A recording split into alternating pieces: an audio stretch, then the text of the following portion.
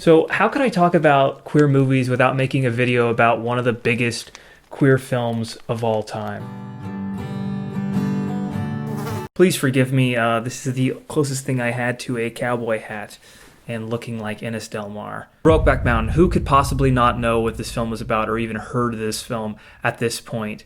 It is so ubiquitous in the culture. If you don't know, it's about two men who meet while on a job and they fall in love, and it follows them throughout the course of many years. And you see how their love endures as they go about having separate lives. I'm old enough to remember when this film actually came out. And at the time, you couldn't really escape the amount of jokes that were in the media, whether it be a comedy show, a talk show, whatever. It was just everywhere. Everybody was making fun of Brokeback Mountain. It was all over the internet, and it even, ended up in cartoons and movies itself. They were parodying this movie. Basically, it became this joke.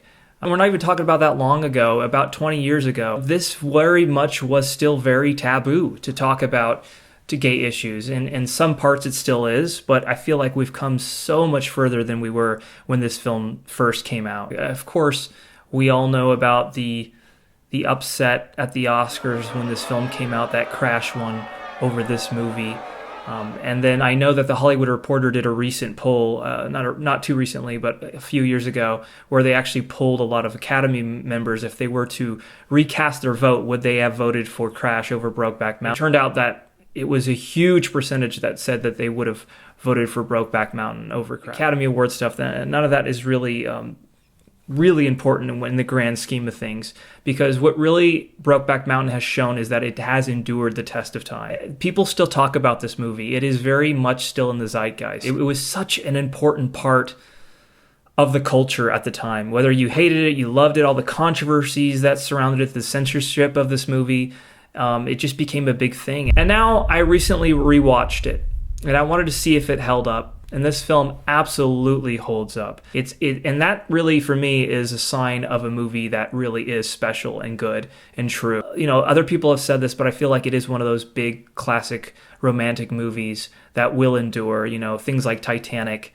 And even I've read that the poster was also designed with Titanic in mind to create this sort of epic love story. If you don't know, Brokeback Mountain is based on a short story, and it started in the late 90s that they began to try to attempt to create this into a film. And throughout the years, there were numerous directors and stars attached to possibly make this movie. At one point, Gus Van Sant was attached, and that would have been framed in a completely different way.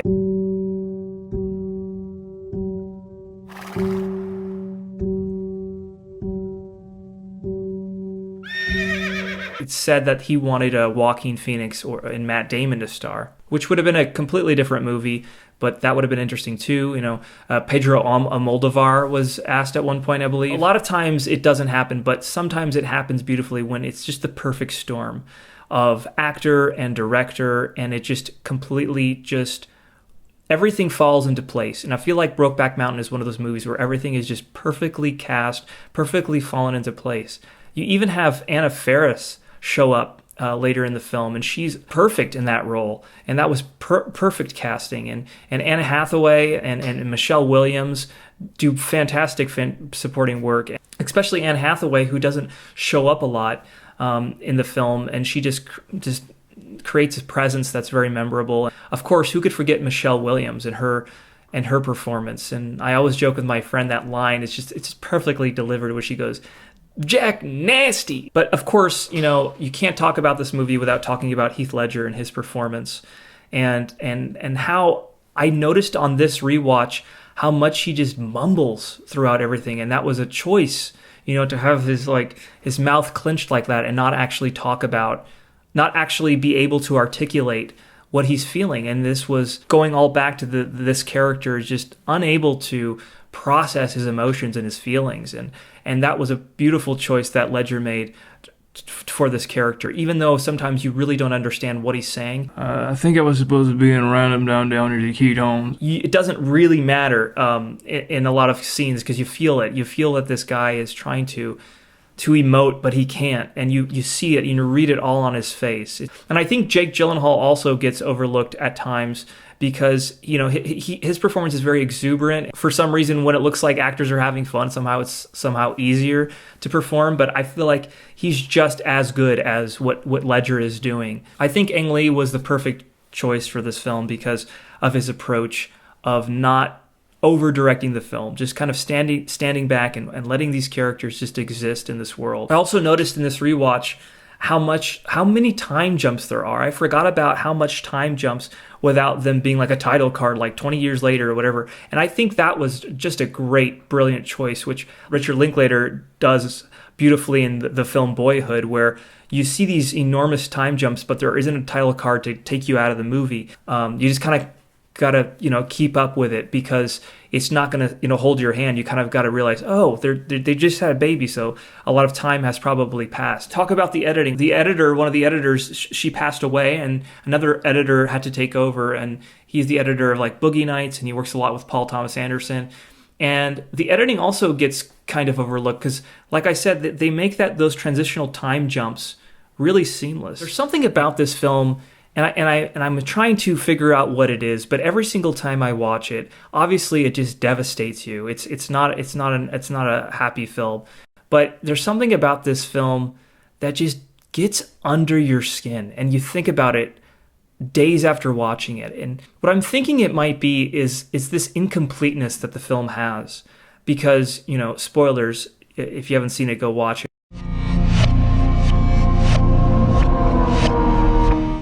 The Jack Twist character, played by Jake Gyllenhaal, he dies in the film, and there's a feeling that you just want. Obviously, you want them to be together, but there's a feeling that like they could have done stuff. They could have worked it out.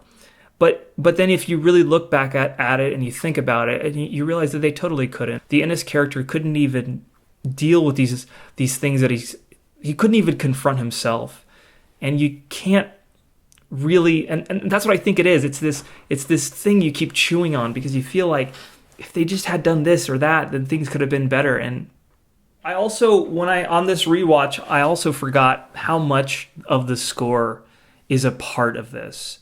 Again, it's cliche to say this, but the soundtrack is a character in the film.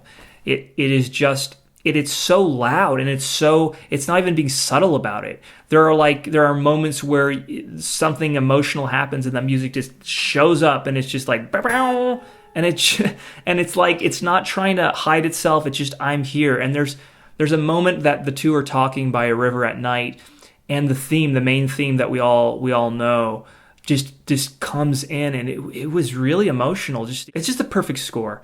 I mean, like I said, this film is just the perfect storm of perfect director, excellent cast, beautiful music, excellent cinematography. I mean, some of these shots look like they look phony. They look like they filmed this on a green screen because it's just like jaw-droppingly beautiful. There's also this brilliant shot that I was, taken aback. I forgot was there, but of course it's there. It's a very iconic shot, and so it's a very strange shot to decide to do, but it was one where they're at the 4th of July party, and there's a scuffle between the Heath Ledger character, and you just see the fireworks, and then he just kind of poses there, and it's just this beautiful, powerful, iconic shot. I'm so glad I rewatched this movie. I'm so glad now I have a video talking about it, because this is a big staple of queer cinema, and it's one of those films that everyone talks about, but it actually, stands up to the hype. It's actually a good film, a great film, I would say. Very few times I feel like where something that broke into the mainstream popularity but was actually very good, like Nirvana's Nevermind, for example, or, there are very few, you can probably count them on your hands, how many times that the mainstream and something truly beautiful, got together. And this is one of those things. I feel like Brokeback Mountain is one of those things where it just blew up in this huge way, but actually at its core, it was this masterpiece. I think I'm supposed to be on a roundup down near the T-tones. Okay. Can I check it?